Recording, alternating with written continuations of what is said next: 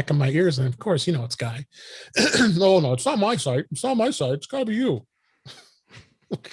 Okay, Guy. Sure thing, Guy. You just love playing around with your stuff. I've had essentially the same setup. Yeah, I haven't messed with it. Yeah, I mean the changes are when I needed to get a good camera, I got a better camera. Yeah. And then later on I added in the studio lights. But yeah, if it's working, don't screw with it. Exactly. We love you, Guy. Yeah.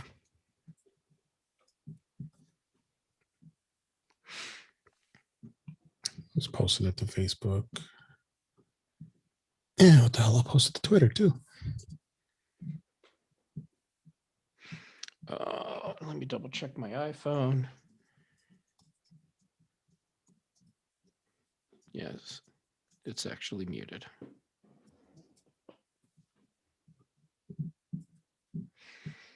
All right, I fed my office manager. All right. So, yeah, she just came in to join us, but I think she's actually just going to sleep through the show. All right, good. Because eating is hard work. It is. Okay, let me kick off audio hijack. All right, I think we look good. Yep. Thank you, everybody. And here we go. Episode 139. In 3, 2. Welcome to episode 139 of In Touch with iOS, a podcast that talks about iPhone, iPad, Apple Watch, Apple TV, and related technologies. I am your host, Dave Ginsburg. My co-host Warren Scholar is off this week, but we got our guest as always, and welcome him back to the show, Mr. Jeff Gamet. How you doing, Jeff? I'm doing great, and thanks for having me on. I know that I'm not Warren, but I will do my best to fill those shoes. Oh. No, I think you will do great, and we miss you, Warren, but he'll be back next week. So, seems like a relatively active week going on here at the old Apple world here. There's a fair amount of news, but we got some good topics to hit on this week, as well as some Mac stock news we'll be talking about towards the end of the show, and on all kinds of other fun stuff. So then let's go ahead and dig right in. We'll just jump right into the news this week. On Mac Rumors this week, first story caught my eye was Apple TV. The Billie Eilish documentary drew a record number of new subscribers. The Billie Eilish, The World is a Little Blurry, had become the biggest hit among young adults. It's just no surprise, and has driven a record number of new subscribers to the service, according to Deadline. Which, of course, as we know, Apple never divulges subscriber numbers or viewer figures from Apple TV Plus. But according to the industry sources speaking to Deadline, the documentary drew a record-breaking 33% new viewers to the service. And young adults reportedly fueled the momentum of the new subscribers since the film premiered. This was a week ago, as we record this on February 25th. And half the film's audience came from outside the United States, which is interesting too. Well, Billie Eilish, very, very popular musical artist, musician. I was trying to get tongue-tied there. And she is very young. She's 19 years old, and this was filmed when she was 17 years old. Did you happen to see it? Did you see it? I did. I haven't had a chance to watch it yet. Okay, so no spoilers, but does she actually get to complete an album by the end of the movie? She may have. I think everybody knows that. That's pretty kind of not a lot of secrets. So it's like the spoiler in the Titanic. Does the ship sink? Yeah.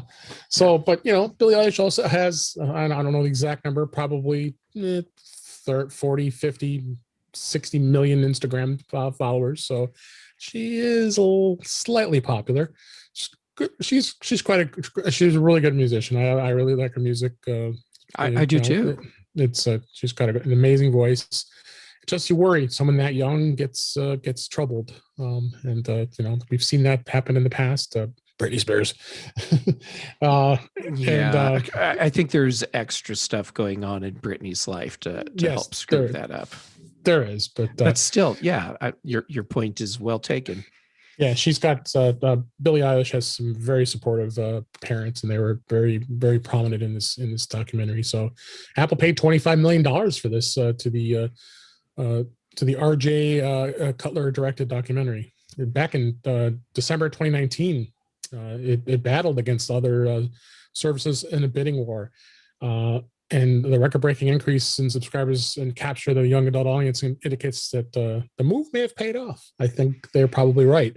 But a reason I want to really bring this up is the fact that we're going to start seeing more and more of this type of stuff on Apple TV Plus, and Apple is no stranger to getting involved in this kind of stuff, and I can't see why they can't continue to have hits like the movie Palmer that came out with Justin Timberlake. That was a really good movie. And a lot of their series, For All Mankind, is very popular right now. We got the second season of that, and so I just still continue to think Apple's going to be relatively successful. I don't see it's going to be at a level of a Netflix, but I see it getting up there. Well, it's not going to be like Netflix because Apple's not taking the Netflix approach, which is get as much content as you can and just keep pumping it out there. And it feels more like Apple's approach is let's find the content that we think is going to be really good and successful and fits with the Apple TV Plus brand, and then let's go for that. So in one sense, it'll be a slow burner thing for Apple, but on the other hand, it looks to me like they're pretty successful right now. Yeah, and considering the talent that they've hired along the way to acquire content, I think they're going to be successful. Absolutely. And I'm looking in the chat room for and our YouTube channel, and the guy, of course, is in the chat room. What kind of not surprised here. And the guy says Billie Eilish is her own mother, like Anthony Hopkins. Oh, we gotta love you, guy. So yeah, this is I just definitely see some good future with Apple TV Plus for sure. So, next story here, Apple launches a service for transferring iCloud photos and videos to Google Photos. Apple this week introduced a new service that's designed to make it quick and easy for iCloud users to transfer their stored photos and videos to Google Photos. It's outlined in a Apple support document, which we'll have this as well as that the article and the link in the show notes. And you can go to Apple's privacy website and sign in to see the transfer a copy of data, your data option. And if you select this and go through all the steps, Apple will transfer your iCloud photos and videos to Google Photos. Now, you also got to remember here, Google is no longer offering a free tier of Google Photos, I think as of June, if I'm not mistaken. They will if you have an Android device. Yeesh. Yeah, so I think you've got to kind of take that into account if you're doing this. But if you pay for Google Photos service, or many of you probably do, I have Flickr. I keep a lot of my photos backed up on Flickr, which is an awesome service, which so glad that they are owned by SmugMug now. I guess the transfer process does take between 3 and 7 days. That sounds about right. Just like if you would have a backup service like iDrive or Carbonite or one of those, it's going to take you probably a month to get your data backed up online. But and you got to go through all the other stuff and all that as far as security and all that. So what'd you think? It's a good idea. I mean, people want to gives people an option. Don't put all your eggs in one basket. I agree. I think this also shows that that this is the new Apple, not the old Apple, where things don't have to be completely nailed down inside Apple's own ecosystem. And I think it also is a smart strategic move, because there are various lawsuits, investigations that will happen, accusing Apple of monopolistic practices. And here's something Apple can say, well, look, we set up this whole thing where we manage the whole process of getting your content out of iPhoto and into Google Photos. and no one made us do this. We're doing this just because we're the altruistic company. Absolutely.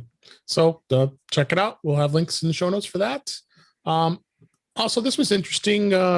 Amazon launched a new Game On clip recording app on iOS. The Game On is Amazon's mobile gameplay recording platform. I'm not a gamer, but thought this was interesting. It's now been released on the iPhone and the iPad. The app lets game players capture video clips from a range of mobile titles that support screen recording and share them on the platform to other sites. Now, Amazon is also the owner of Twitch, which we know is probably one of the biggest platforms for game playing streaming out there. But however, Twitch is featuring the long videos that can last hours. Oh my God, I can't imagine even watching a gameplay for hours. Just not my thing. But whereas Game On will enable gamers to capture short form videos that last from 30 seconds to 5 minutes long. I smell a TikTok here. And this was actually noted by TechCrunch. The two streaming platforms are completely disconnected. So using the separate branding, different channels. Amazon's been partnering with Game On streamers to focus entirely on this as well. So, and Game On allows users to edit videos and add commentary or to include a stream of their own face while they play and all that other fun stuff. Game On did go live in November of 2020, but it was limited to the Android platform, which is interesting. And it was a very late arrival on iOS, but I think it was likely due to the hoops you have to jump through with security that comply with Apple's more stringent policies. So with that as well as their policies with screen recording, because Apple's very, very strict about that. So what do you think about this? Even without the hoops to jump through, it made sense to me in this case that they started with Android, because the gaming platform, I think, on Android is more robust. So sure, start there and then add in iOS later, which typically I'd say is a bad idea. Start with iOS where your money is, and then add in Android later on. Cool. I think there's a lot of people that want to get their Twitch style video recordings out for the games they're playing, and now they have another way to do it. So hooray gamers. Yep. Hooray gamers. Yay. So check that out. And then last story I had this week, Plex now integrates with Apple's TV app on the iPhone, iPad, and Apple TV. Plex did today, as we record this, confirm that it now supports Apple's TV app, allowing you to keep track of what you've watched using the built-in Up Next feature in Plex, where you watch one of the Plex ad-supported videos on-demand offerings, which includes both TV shows and movies. You'll be prompted to allow Plex to share that, what you've watched to the TV app. And then from there, the Plex content will be visible in the Up Next, right alongside of all the other data sources, letting you keep tabs of your Plex content with that. Now, this isn't those of you who have a Plex server like I do, and I'm sure I don't know if do you have a Plex server? I do. Yes, it will not include your own content. This will only include the streaming content that Plex has, which is kind of neat what Plex has, and we probably will touch upon that a little bit later here with our streaming discussion. But all the ad-supported content is available for free on Plex, which is interesting. And again, we'll have this discussion about this in a little bit. But glad to see that they decided to integrate with the Apple TV app, because again, another place to put everything all in one place, so you get your eyeballs focused in one spot and not 10 spots. So, what you think? I just we both love Plex, so I think this is that was a good thing. Yeah, I think it's a good thing. I was initially really excited, then disappointed, and then okay. It was a roller coaster for me, because I had missed the part initially about it's the ad-supported content that they stream that'll show up in the TV app. Because I thought, holy crap, I can now watch my own content that I'm storing on my Plex server right through the TV app, as opposed to having to go to the Plex app. This is awesome. And then it turns out it's not that, but still, this is good. turning the TV app into a content hub is great. The problem that I've seen with it is that there's not enough of the services that are actively supporting this, and so I don't use it as often as I should because, like, Netflix doesn't support it. Right. And yes, I know that old library stuff will work with Netflix. Not the same. You either support it or you don't. So if you're halfway, to me, that's you don't support it. But with Plex, my guess is this is probably as far as they can go with supporting it. And when I say that, I mean it's probably technically not possible for them to hook into some way for you to have your own personal content showing up in the TV app. Yep. So, good stuff. And that's our news for this week. Let's move on to our topics. Before we go on to our topics, I actually wanted to mention a discussion that I had last week on episode 138, the last episode, about this great new service that allows you to swap your AirPods when you have the dead batteries and get you a brand new fresh pair. It's a company called PodSwap.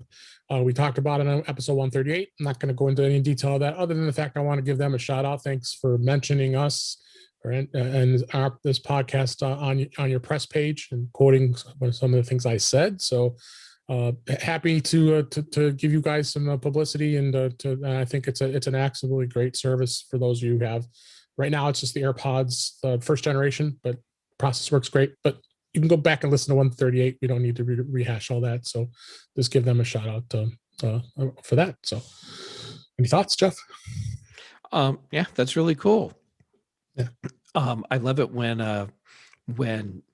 podcasts get shout out like that. Yeah. Also, I wasn't familiar with PodSwap until you told me about it. Yeah. So check it out. And all right, so let's talk about beta this week. Of course, Warren is our beta god because he loves to be in beta as much as he can. Although he did sell his MacBook Pro 16-inch because he was itching to be ready when the new one comes out. So as you and I both know from his posts on Mac to the Future and our discussions with him, so he's got that up for sale. So he is not on beta on Mac, and that's gotta be driving him crazy. But I bet it is. But we talk about iOS here. So beta 3 was released actually this week. It was a couple days ago. And with Warren out, I just wanted to give some of the talk about some of the pending features that are standing out. We've been talking about one of them that stands out for me, and I know it's more Mac related, but it is the HomePod. Is the fact that I have a HomePod pair, so I have two of the full size big boy HomePods sitting next to me here as I record this, and now you're going to be able to stream your sound from your Mac to both HomePods. What a concept. Drove me absolutely crazy. I got a pair of great speakers here and I can't stream them to both of them because there was some limitation. Well, they fixed that in Big Sur beta 11.3. So I've tried it. I have a Mac on beta for it, and works absolutely awesome. And then the other thing that everybody is itching to get is the fact of the matter of we all are wearing our masks these days with the things that are going on in this world. To being able to unlock your iPhone without having to put your passcode in every time, while your Apple Watch is going to automatically unlock it for you. It's going to be limited. It will unlock it to a point where you can get to the phone, but it won't. Some of the other security that's in there will not work for good reason. It's important to be able to know that's you're protecting you. So, and we also talked about game controllers, and they are adding a crowdsourcing Waze-like feature that will allow you to report accidents in Apple Maps. I think that's smart. Do competition with Google, since of course Google owns Waze, and other big controversy was the fact that, and I thought it was a bit of controversy because they've done default changes on everything else, but being able to change your default streaming service to use like Spotify over Apple Music, for example. Well, I do have an article in the show notes that actually clarifies the fact that Apple confirms This is not a setting as a default feature. So you can't say, I'm going to play my music and I'm going to go right to Spotify. It isn't going to work that way. It's incorporating with the S Lady. So giving you the opportunity with not only music, podcasts, and audiobook playback, that you can say, hey S Lady, play this song on that service. In the case of Spotify. So interesting to see what they've decided to do with this, where you got browsers, email clients, and others that are now able to be set as a permanent default. So what do you think of this? I think this is an interesting thing here. I like it because not everyone is using Apple Music, and we have these speakers that are much more useful to people if they can stream from whatever platform they actually want to use. So you want to sell more HomePods? Well, let people stream from more services. And is my understanding the same as your understanding on how this works, where you say, hey, S Lady, play Billie Eilish on Spotify. And now it just remembers that you want to use Spotify. It's not like you're going and changing a setting. And then at some point later on, your HomePod may very well ask you, what service do you actually want to play this on? And make sure that you still want to listen to stuff on Spotify. Not like in the same session, but like maybe days or weeks later. Right. Article we've got linked in the show notes is on Mac Stories. Our friend Federici Ricci's got some good, always has great information out there, and it seems like it's more of a the argument Apple is boiling it down to semantics. That it will not offer a proper page in settings to actually convert it as a quote unquote default audio app, like browsers and email clients. But you could say that the fact that Siri is going to be intelligent enough that it's going to understand what you're doing and remember. And that's what S Lady does all the time is remember what you do and try to make things more automatic for you.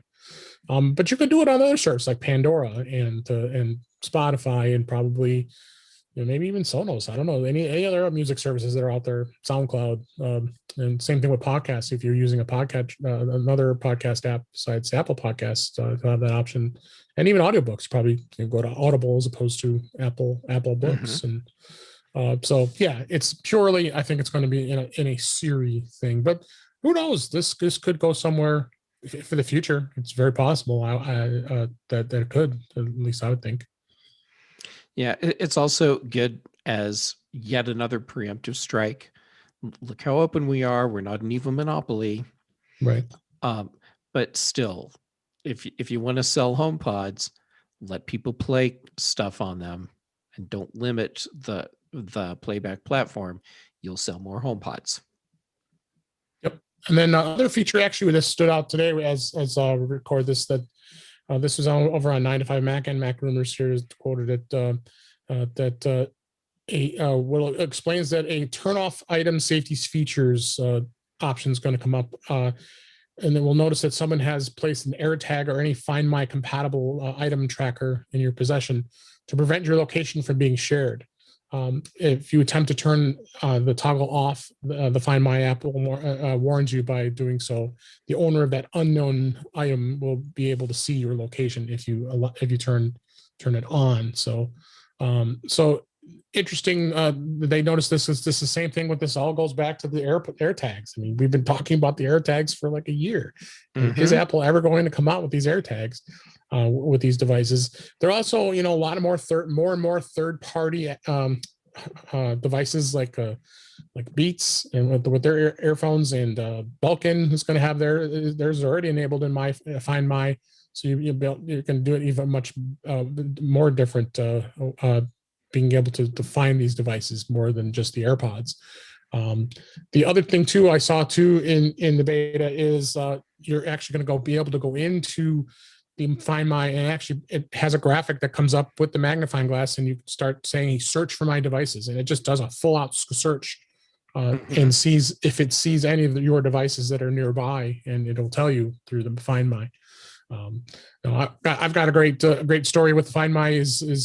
My mom unfortunately had misplaced her phone, and she'd realized she had either got lost or fell out of her purse. I'm not sure, at a store where she was working. So she ended up went home, and of course freaking out. And as I can't blame her, you lose your iPhone, you're not very happy. I says, okay, we got to figure out how to find this for you. She did have an iPad, luckily, and not being as tech savvy as we know most of our parents are at that age, had to really handhold her with this, but it was okay. And she couldn't get her iPad to work because she said, "Oh, I had stopped using it because the battery wasn't charged." I'm like, "Okay, great. All right. So now what's your password for your iTunes, your Apple ID?" Oh, there it is. It worked. Two-factor authentication. So how do you get a code? The only device that has it is the iPad. And other than that, there's no other device that's available. Didn't have a PC set up, nothing else. So you're kind of out of luck with that if you don't. And I was really getting concerned, like, this is crazy, you know. And then of course Apple's process is, oh yeah, you can I put my own phone number in, and well, it's going to be about a day. We'll send it to you, but we know unfortunately you have to wait. But we're sorry, but that's how it goes. Well, I never got it. Anything sent to me. So I probably have been waiting days, and she had no phone.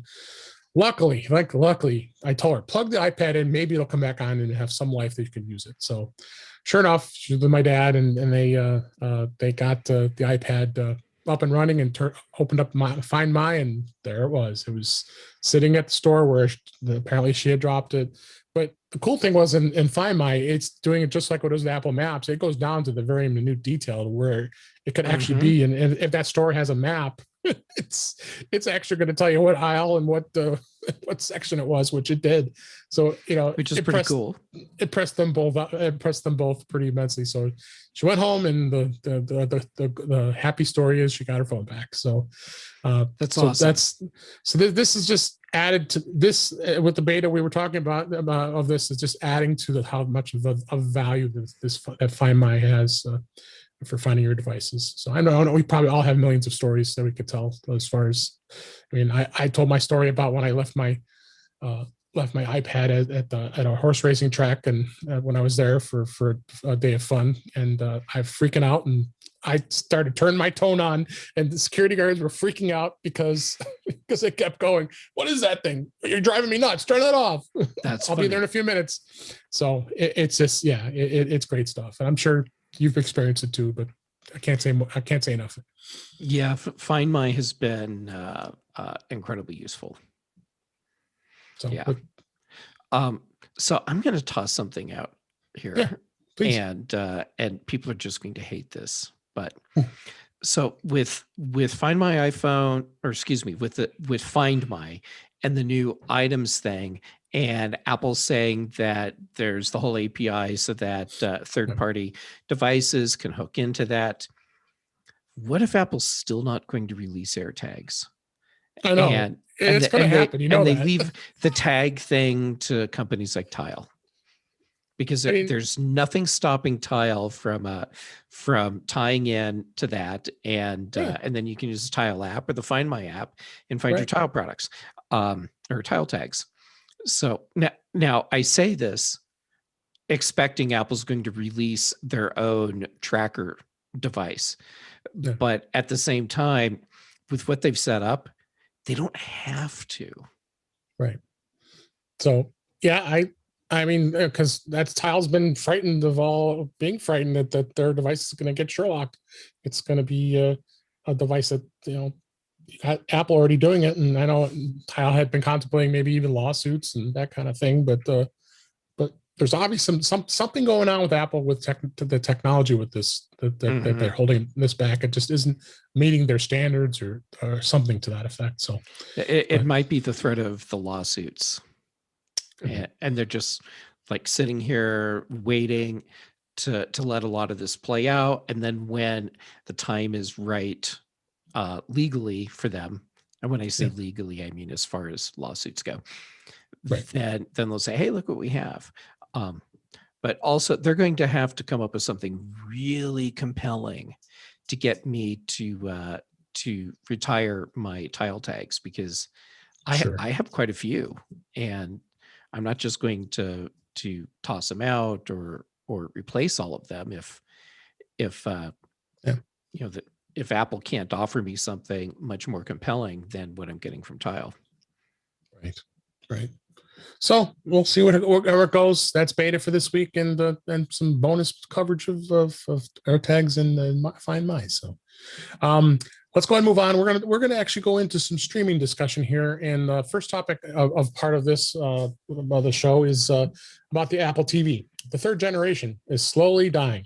It's going to be fading away to oblivion, just like the Series 2 did. And if we remember the old Series 1 from way back when. The one that looked like a Mac Mini. Like that Mac Mini, that was the slowest machine there was, but it was just a hobby back then. That's what. You're right. If I remember what Steve Jobs said, and we're not. Yeah. It was a hobby for quite a while until it suddenly wasn't. So this week there was two announcements that happened. YouTube, which I think is the biggest of all the blows, is no longer going to support the device, and the app is going to be removed from the third generation Apple TV. As everybody knows, the third generation has preset installed apps. There's not an app store like the fourth gen and the 4K version now. But we also got to say that the 4K version, pretty much is the most current one now. They've been around for 3 years now, 3-4 years. So, and Apple still hasn't showed any love to Apple TV. So you kind of wonder where that's going to go. But you know what? These Apple TV third gen devices, albeit they are slower than the current models, you still can AirPlay to them. So I think that's that's one thing you still can do. People tend to have challenges when it comes to using AirPlay. I think that's where I'm be a little concerned. Are they going to give up on it? It's like, I don't want to deal with this anymore. But it works. MLB was the other one. I hope they don't give up on it. Me either. I mean, I would hope not as well. So the two of the big services, MLB, which is a very big content provider for obviously for Major League Baseball, and YouTube. That was two big blows to be removed from that device. But that just is bringing the value of that device even lower. So if you try to resell it, they could probably do one had for $10 or $20. I wouldn't be surprised. Probably. Yep. I still have one. It's not one I use, but I have it sitting in a box. Yeah, mine's in my projector box, so that if I go someplace, you remember when we used to go on location for presentations and stuff, sometimes I'd need to take my own projector. So I just kept that third gen Apple TV in the box, so that I'd have an easy way to connect all my devices for presentations. Losing these apps off of the third gen Apple TV sucks for some people, and I totally get it. But at the same time, supporting those apps is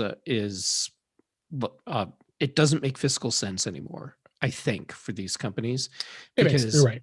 It's a separate code base from what we have on the newer Apple TVs, because of the version of operating system that you're running.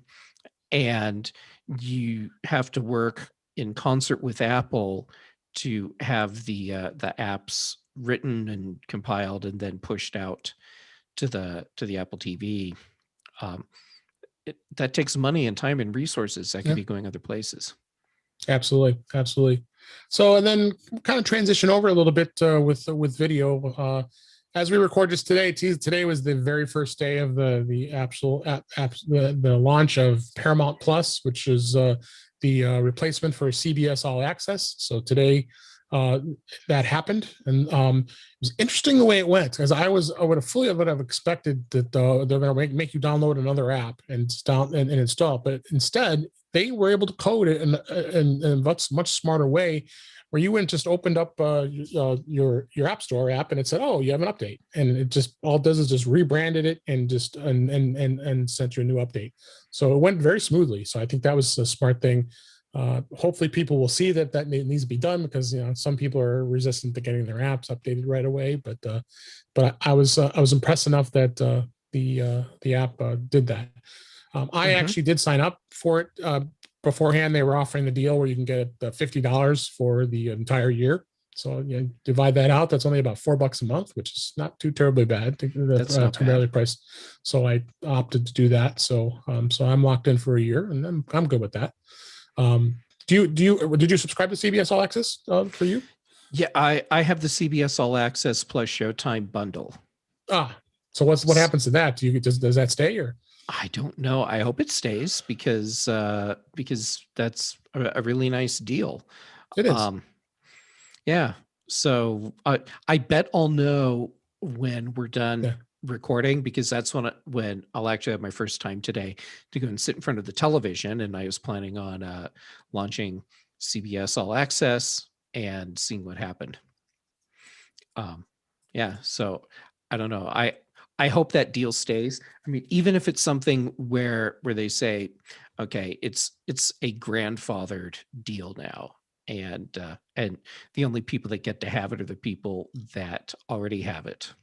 Yeah, I would think that they did. If I remember back in the beginning of February, the CBS and Showtime bundle was no longer able through the Apple TV app. But I would think they will continue. It only makes sense. They're both own Viacom CBS properties, so I mean, it would only make total sense to do that. So, but I want a little detail with what's on Paramount Plus. They're going to have. They already have 2 big SpongeBob premieres, which is exciting. I just can't believe it. I'm surprised you're actually able to sit down while you're saying that. It's really tough, really tough. So they got for the kids, which is great. And then don't have to worry about Star Trek. Star Trek's going to be, and I figure you're probably one of the reasons you're probably a subscribers, because you're watching Star Trek Discovery and Picard, and they have some of the old Lower Decks, and all the series, and Star Trek: The Next Generation. They have the first gen. They don't have every series, but a lot of the movies too. Which, of course, if we recall, Star Trek was a Paramount. They don't have all property. The series. I don't think they have. They have most of them. I think. I have to go back and look. I thought they had all of them. They probably do, and I'll probably just. So as far as films go, I think they're going to have the back catalog for Paramount. So that would include things like Top Gun and Mission Impossible. They will probably stream those new sequels that come out because boys, I can't wait to see Top Gun. I love Top Gun, the first movie, and that's supposed to be coming out. That was supposed to come out last year, of course, but it didn't for obvious reasons. But so they're also including like the Godfather trilogy, the Indiana Jones films. This is a big back catalog that you're going to be able to get access to. So I'm pretty excited about that part of it. That's very cool. Be able to go back. I know not everybody likes to watch old movies, but all the CBS content will be there. Stephen Colbert, a lot of the TV stuff, the TV series, and sports fans will be able to get the NFL on CBS, assuming that still stays. I've been hearing rumblings of contract changes and such, but the NCAA, and so you shouldn't have to do anything. Like it says, I have a link in the App Store preview that highlighted this today on Apple's App Store. Subscription just transfers and you get a new app, and it works really well. So, but I wanted to kind of talk a little bit about services in general. So, let's say HBO Max. Let's say so. Interesting to where all the content ends up going. And the reason why we're talking about this is just we consume this content on your iPads and a lot of times on your iPhone too. I mean, with me having the iPhone 12 Pro Max, I'm using it quite a bit to watch. I mean, I was just watching some TV before we started recording the show here because I want to catch up on some shows, and it doesn't bother me much to watch it on there because it's a nice big screen, and it's a good experience. And the same thing, of course, with the iPad, the 12.9 or the 11-inch device. So it's out there. But like HBO Max is one that has things like The Big Bang Theory and has Friends. And both of those shows were on. Like Friends was NBC and Big Bang was on CBS. So neither one of those are on the Paramount, because of the fact that the licensing. I mean, it's where distribution came from, and then those shows ended up on HBO Max. So you have that. So you have that series. Of course, I'm subscriber to. I mean, I've created a list here and of some of the things I am paying for, and some of the things I'm not paying for, and also things that are free. other ones that are paid, it's like Peacock. I think Peacock does have a free tier and NBC. Yes. Yes. That it's ad based, which is fine. But I'm a Comcast Xfinity subscriber, so I get it for free. So it's included, which is awesome. I don't have to. Yes, it is. Yeah, if you're a Comcast Xfinity subscriber, you get Peacock for free. Oh, well, okay. Well, then I'll go get the Peacock app. Yeah, I hadn't bothered to install it because it's like I've been so spoiled by not having to watch commercials, and I didn't want to pay for another service. I was like, I just won't get it. But it is included, and the design does work with the app. At first, it didn't, but I was able to get the app to work. If you have their X1 platform through Comcast Xfinity, the Peacock app is actually built into that, so you can watch it right from there too. Okay. TV. Well, thanks for eating up even more of my time. I appreciate that. That's right. And then of course you have other services like Hulu. I'm not a subscriber of Hulu, but they have some decent content. Of course, because I'm being a Comcast subscriber, I do have all the TV I need. Albeit, you try to analyze what with doing cord cutting, it almost doesn't pay off, and it's so much easier with the interface with Xfinity. There was a time when it really looked like cord cutting was going to be the better financial option, but companies like Comcast, Xfinity, I mean, of course they ran the numbers and they figured out how to do this so that it's, for most people, I think, cheaper to not be a cord cutter, which for them is smart. I mean, I've been a cord cutter for a very long time, but the irony is I'm a cord cutter, but to be able to get the better price on my broadband, it has to have a TV bundle with it, which is crazy. Exactly. But I don't want to have that stupid box in my way, so I never even opened the cable box when they sent it to me. It's at the back of my closet somewhere. Well, unfortunately, they're charging you for it too. But it's still a better deal in the long run there. So, but go get Peacock for that. So, Hulu and YouTube TV both have services where you can subscribe and have your TV content, but you add up the costs, it's the same. I mean, it just doesn't make sense to do that. Hulu has a cheaper tier where you could just get their original content and some of the other content that's on demand. And then Amazon Prime, of course, Amazon Prime Video is big. Of course, if anybody hasn't heard, this weekend is Eddie Murphy's new movie sequel to Coming to America is coming out on Friday. It's coming out. Yes. Yeah. So you got to I'll definitely be watching that. I love that movie. I love Coming to America. McDonald's. Remember John Amos is looking in the McDonald's manual and he's trying to get their secrets. Oh, that was such a great movie. It was fantastic. And then Roku, of course, has their own content app. And then you have Crackle, which is another. I hear some of the free tiers. Now, the one that kind of stands out to me as far as a free tier that works great with the iPad, Apple, the iPhone, and the iPad is Pluto TV. Pluto is got a lot of pretty interesting content and a lot of stuff on the service, and it's absolutely free, which is just mind blowing.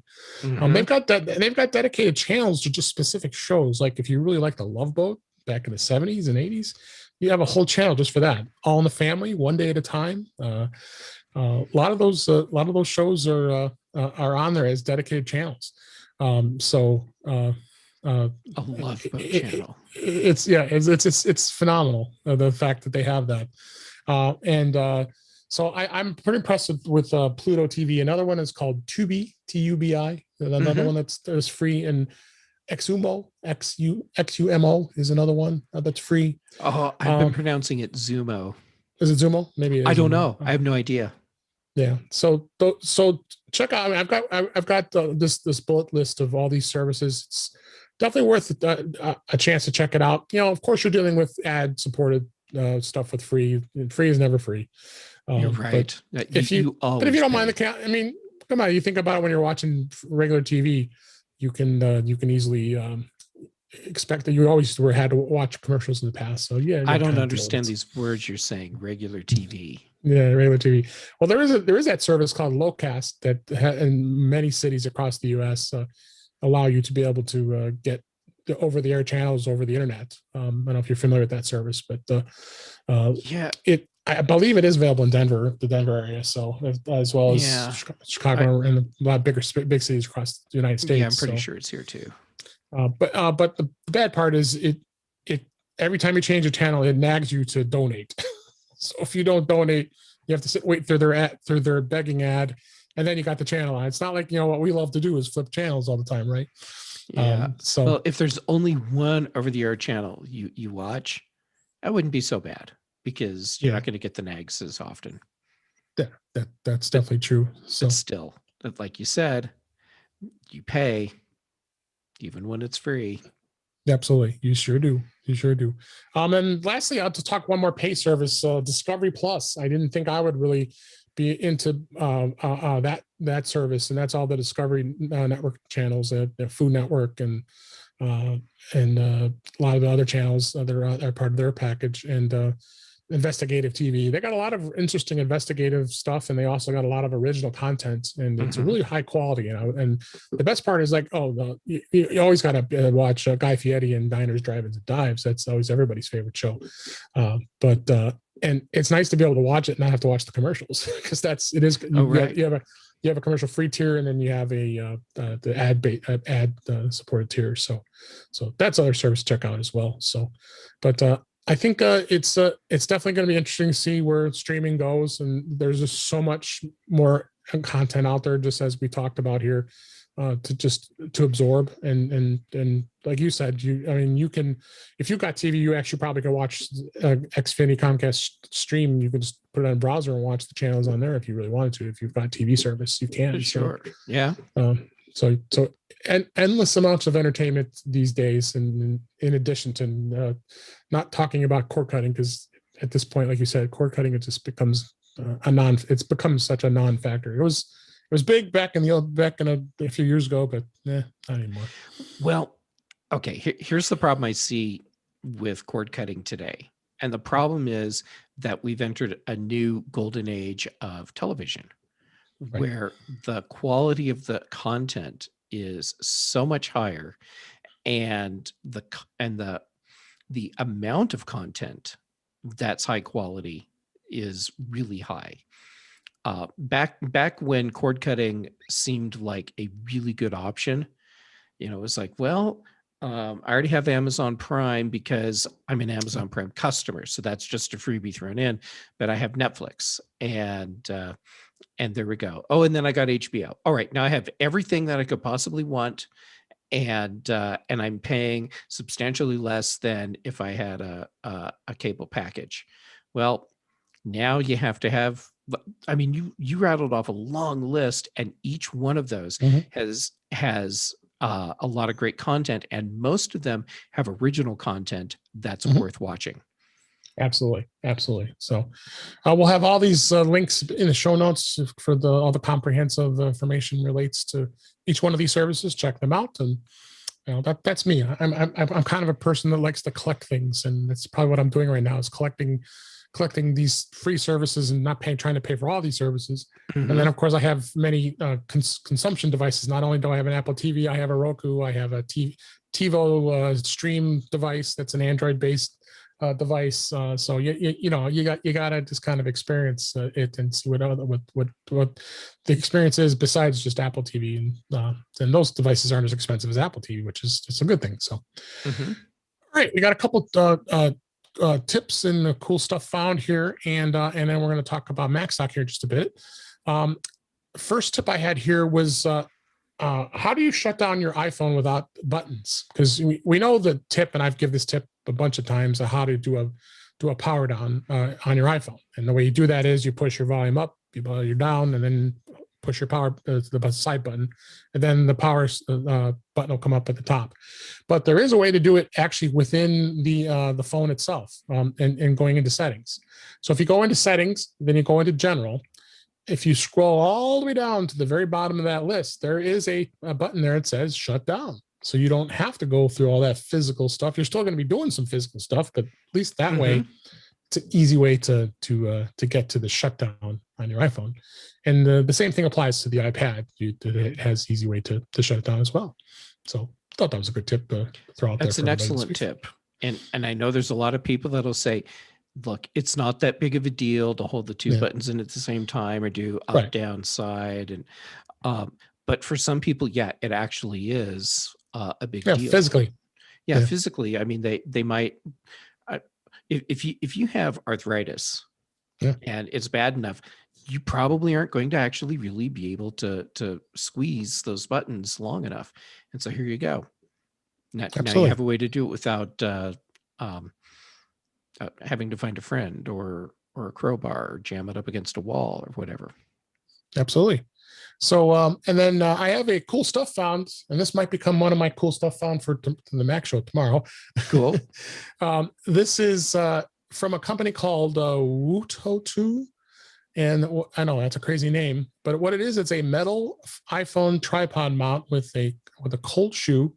Has a 360-degree rotation, and it's compatible to pretty much any smartphone you have. Has a tripod mount. It does spin and it does lock in place. I can't show it physically on the camera because I'm actually using it right now for my my webcam, which is my iPhone. But really cool little device here. The color, it's in black and it's metal, so it's really solidly built. I mean, I've had other clips in the past, but this was a recommendation. I was like, let me check this out, and I just got it today, and I just started using it. And it's actually a pretty cool device. I was very impressed of its how it's built. It's solid, very easy to spin and get your iPhone in position when you have it on a tripod and clamp it in place. It's a good rig mount. I guess you would do it for live streaming. So that's really cool. I have a cool thing for you also. Okay, cool. Awesome. This just came out. I haven't actually been able to touch one yet, but it looks so well designed, and it's from 12 South. Yeah, so those guys rock. Yeah, I feel comfortable saying this is a really cool thing without ever touching it. And it's called the Hoverbar Duo. And it's an iPhone or iPad stand, and you clamp the device in there so you can do horizontal or landscape or portrait. And the base is heavy enough that you can just stand there, and your iPad isn't going to make the thing tip over. It has a little divot thing, a trough in the base, so that you can set an Apple Pencil down. It's not going to roll away. And the Duo part comes in because not only is it a stand, but it's a clamp. So you can clamp it to the side of your desk or to your headboard, or like one of the examples I have was clamping it to a cabinet in your kitchen. Mm-hmm. And it looks nice. It looks like it's really well designed, and it's 12 South. So how can you go wrong? Yep. I had their old one, the one that they had. I forgot what they called it though. I think it was called the Hoverbar. It wasn't a Duo. That was the one that, and it doesn't work with the newer iPads. Of course, I have it, and it had that nice plastic clamp with the ball, and it had a really heavy duty clamp that clamped to your desk, like you said. So I think I did have this one, and yeah, 12 Soft makes some awesome stuff. They really do.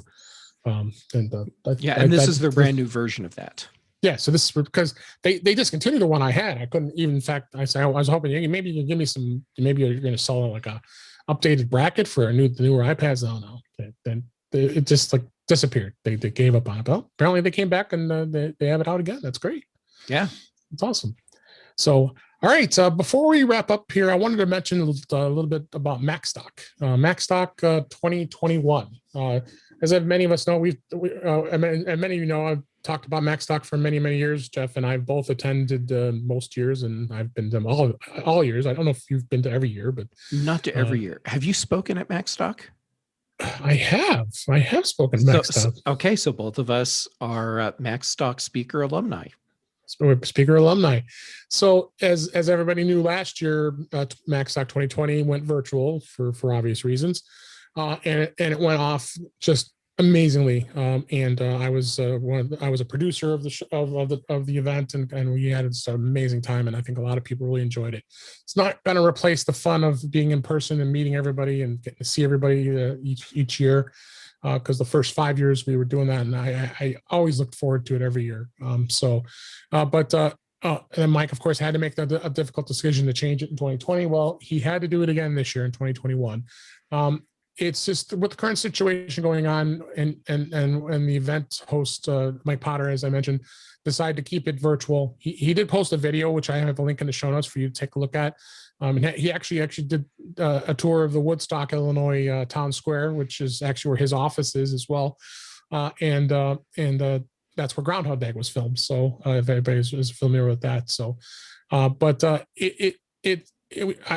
understand. I understood his decision. I think it was a good decision. I agree. Because you don't know by June. I mean, yeah, things are going to probably start lightening up a little bit with the things going on.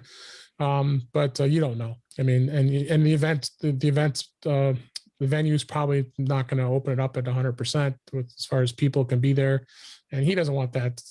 That's just not fun. We don't want to restrict it down to just like 50 people. We want our 150 or 200 people to be there and or more to see and enjoy the event. So it's going to go virtual, and watch the video. I will link it, like I said, in the show notes of what Mike talked about and what his thoughts are.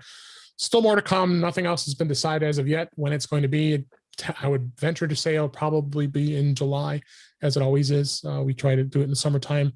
So stay tuned. We'll be hearing more about this on this show and other shows out there. And we just wanted to make sure we mentioned that. And shout out to Mike Potter. Thank you for everything you do with MacStock. We love it. And Jeff and I both are full supporters. We still got to get Warren to go. Warren has not been to MacStock ever. So what is wrong with that man?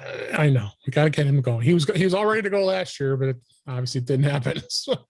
Yeah. Well, okay. So, we'll get him there at some point. I mean, Warren is really missing out. And Warren, if you watch this, I'm telling you, you are missing out. He is. So, all right, let's go ahead and wrap things up here, and we'll call this show to a close. That is a wrap for this week. Please send your comments, questions, and suggestions to our email address, feedback@intouchwithios.com. You can follow us on Twitter @intouchwithios.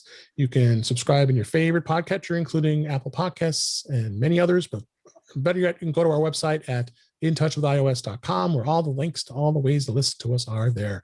I am your host, Dave Ginsburg, and you can find me on Twitter @DaveG65. Jeff, thank you again for being here. I always love having you, and you're always welcome. Where can everybody find you? Well, first, thanks for having me back. And I have so much fun with you and with Warren. So I'm looking forward to next time when Warren's here too. Absolutely. And I'm easy to find. I'm Jay Gamet on Twitter and Instagram.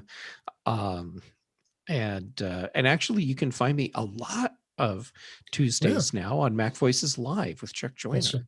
And with me. And with you. Yep. And sometimes I even remember the names of the shows that I'm on sometimes. And so this is Thursday. So that means tomorrow morning, I'm going to be hosting the Mac Show on British Tech Network Live for Ewan Rankin while he recovers from being old enough to be out of warranty. Yes, he needs to recover, and I will more than likely, I think I will be joining you on that show tomorrow as well. Awesome. So thank you for being here. I appreciate Jeff. Thanks to everybody out there for listening. We really appreciate it, and we'll talk again soon. All right. And we'll say goodbye. That was a lot of fun. We'll say goodbye to the